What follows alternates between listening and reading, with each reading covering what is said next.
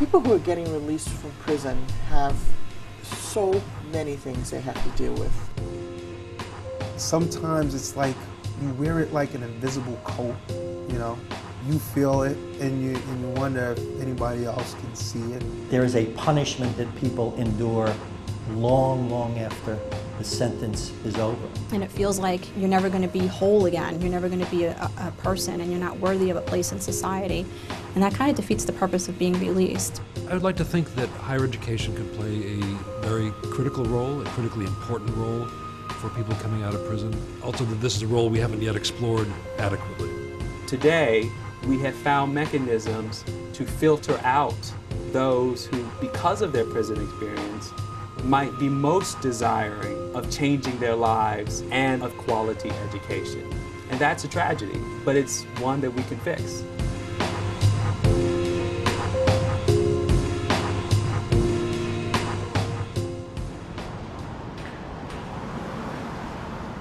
Initially, as we did reentry work, it was primarily focused on the barriers to employment. About 5 years ago, an area caught our attention that had literally gone unnoticed, unwritten about. One of the local community colleges in upstate New York that we had been referring students to had created an absolute bar to admissions, to the effect that if you have a felony conviction, you need not apply. Quite frankly, I doubted that that could be true.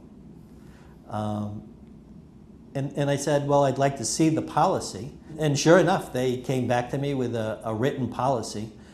And it was the first time that my eyes were open to the fact that there may be this much larger problem. It led us to look at the policies around New York State and then nationwide. What we found was that about 60% of all colleges engage in some sort of screening, sometimes with very little training. And it began us on this path of asking a lot of questions about what is this about? Could it really be about public safety and campus safety? Or were these counterproductive policies as we suspected?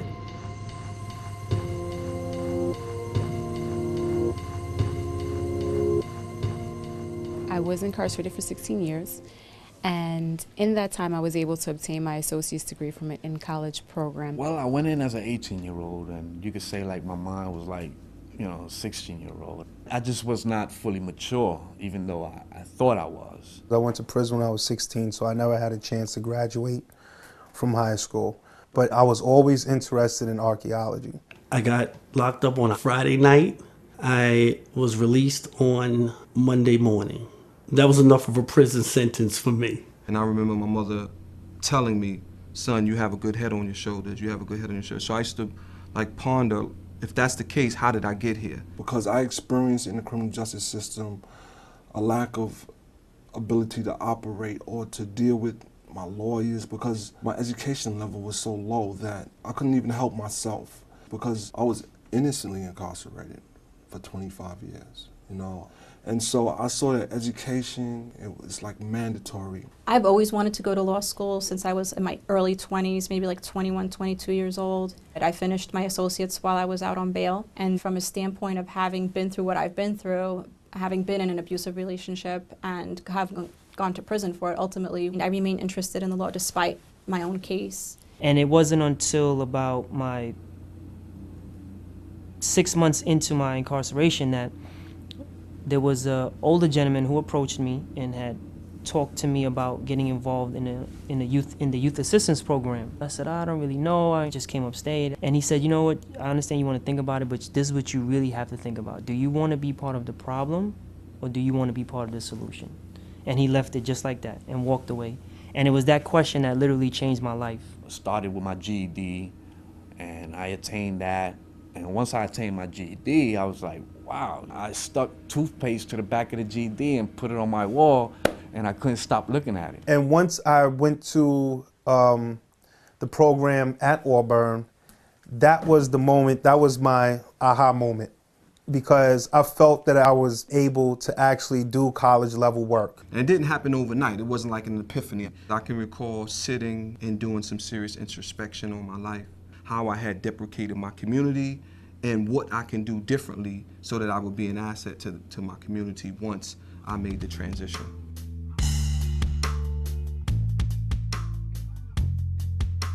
My first challenge was to find a job. That was very challenging. A lot of people are not willing to hire ex-felons. Many of us, like, we come home, we don't have no birth certificate, we don't have no social security card, we don't have a place to live. Just getting on the bus and knowing how to turn your Metro card, you know, you're holding up a line, people behind you, what's wrong with you? I had rejection applying to live in an apartment complex because I had a felony, and they do criminal background checks on every tenant. Public housing, if you have a criminal conviction, you can't live in public housing. Section 8, if you have a criminal conviction, you can't have access to Section 8. Certain types of employment, licensure, certification, there's absolute bars based solely on whether or not a person's been to prison. I guess I kind of knew the reality of my record was tainted. I guess I didn't think it would be as far-reaching as it was. After a few months, and another month passed, and another month passed, and I was just like, oh my God, I'm never gonna find a job. When I got out, I knew that I wanted to pursue business again. You cannot achieve any type of great success without education behind you in this day and age, especially in this economy. I knew that school would be a place for me to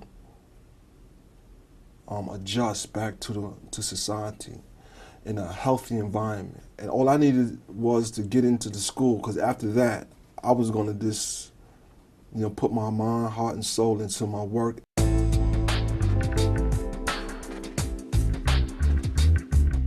I had to fill out the application, of course, and the application required me to check off the box. You have the infamous conviction question, and I mean, who knows how to answer that correctly? That box is the box. I think that box is the most damaging box possible in society. When I saw it, it was like, okay, there it is. It's been 29 years. And it took me right back to the officer saying to me, just move over, inmate. As soon as I was arrested, I became an inmate. But there was such a chilling effect to think that I wanted to go to college, and here, as I'm on my path to change my life, I'm still being asked these questions.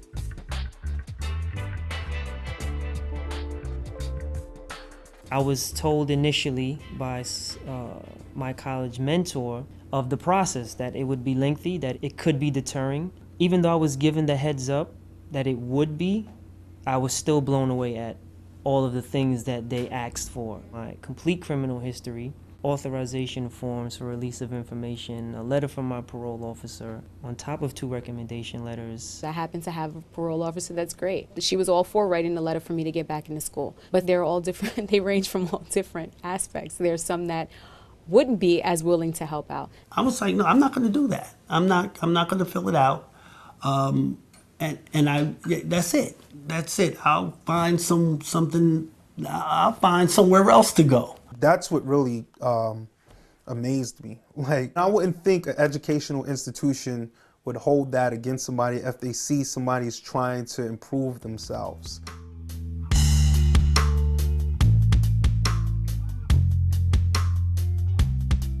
It's understandable that people who have no exposure to this issue other than what they see in the media would be afraid. If you, however, work with and study the dynamics that actually occur when formerly incarcerated people enter an institution, you get an entirely different picture.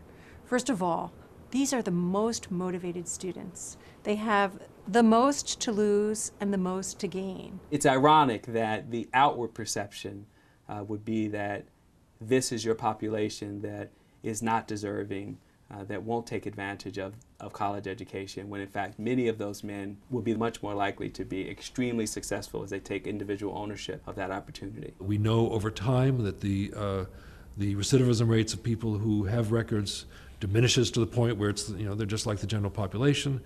People age out of crime. What's important for policymakers to understand is that if there is one thing that we know about, particularly about the criminal behavior of teenagers, is that the vast majority will be one-time offenders, one and done. Partly because they age out, mature out. What the American Bar Association has had to say about adolescent behavior is important. that the brain of a young person is different than that of an adult. It leads to higher risk taking, a willingness to follow one's peers rather than some other social restrictions. It is that knowledge that's led our courts, and more recently the Supreme Court, to tell us that the behavior of teenagers is not predictive of future misconduct. And our officers will be the first to tell you they have not had problems with some of, I use the word ex-offenders who have come in.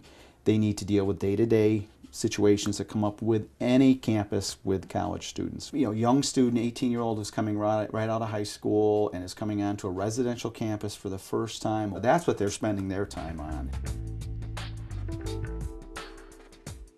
And the fact is that people who go through the process of getting into college after they come home from prison have shifted identity and have extremely low recidivism rates and higher graduation rates than their peers. The truth is that the person who chooses to enroll in school after incarceration is the least likely person to commit a crime on campus. And we need to educate all school administrators about that. If the driving force were to make our campuses safer by screening out certain students, perhaps a modest proposal that they might consider would be that perhaps we should only admit women to our colleges and universities, since their male counterparts offend at 3 times the rate that they do. Now, we wouldn't, of course, adopt that as a policy, but it does make one re-examine, is the goal simply to make college campuses safer,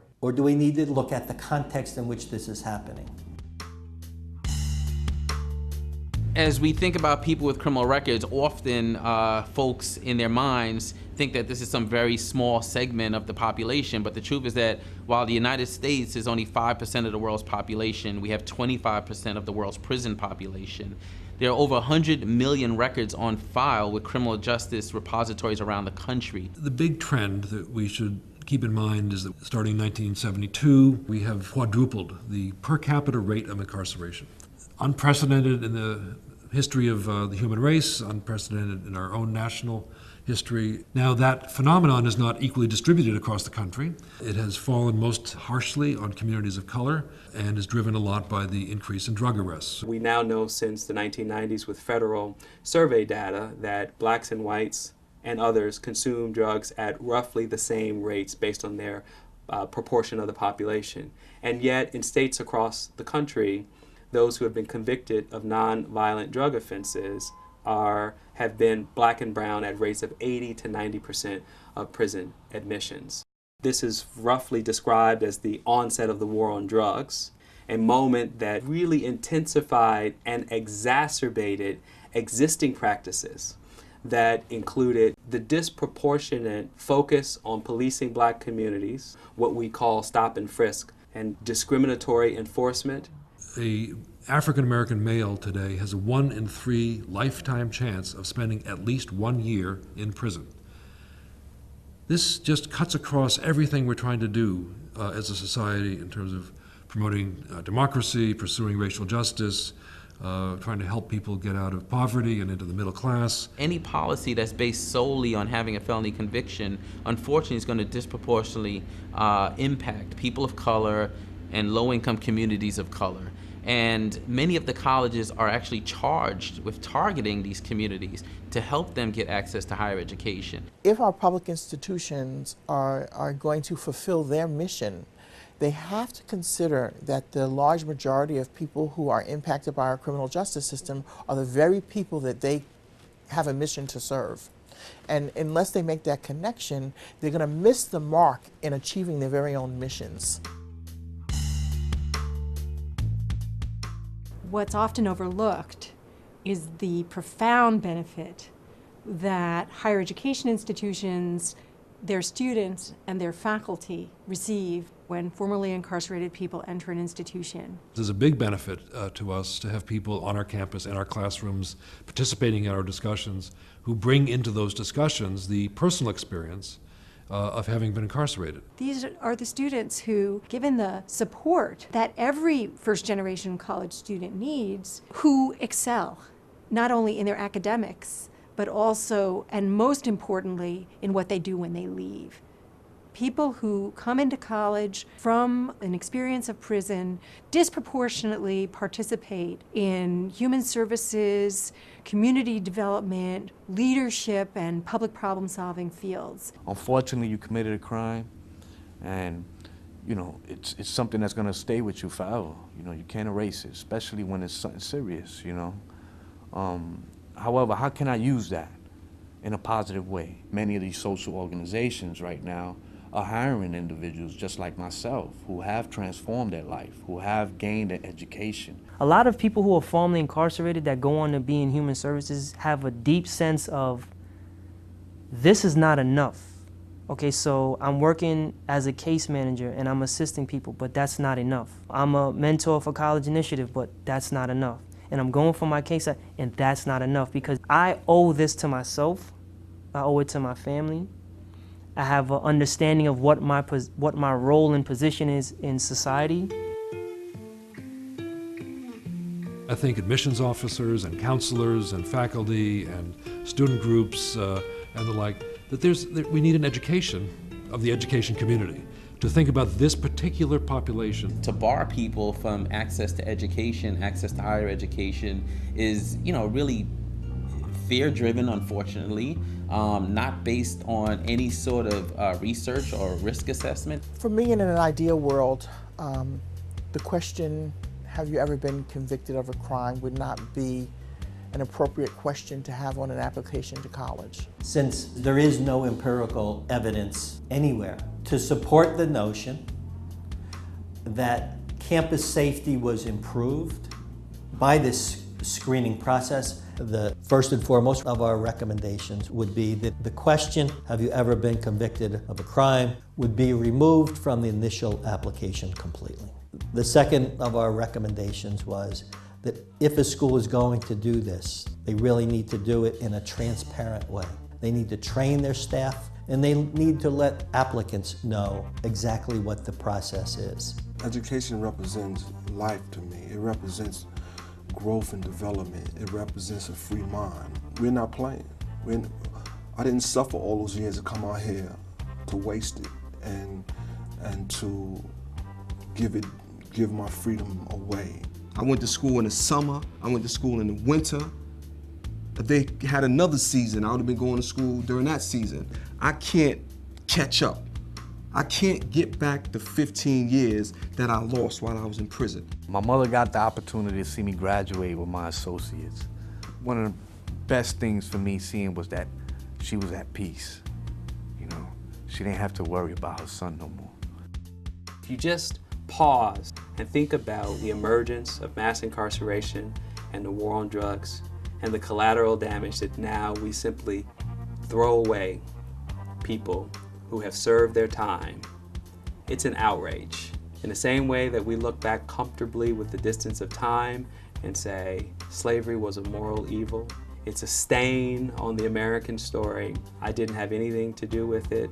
Future observers of our time will look back on this moment and say, it's a shame what we allowed to happen. And we all bear responsibility for that.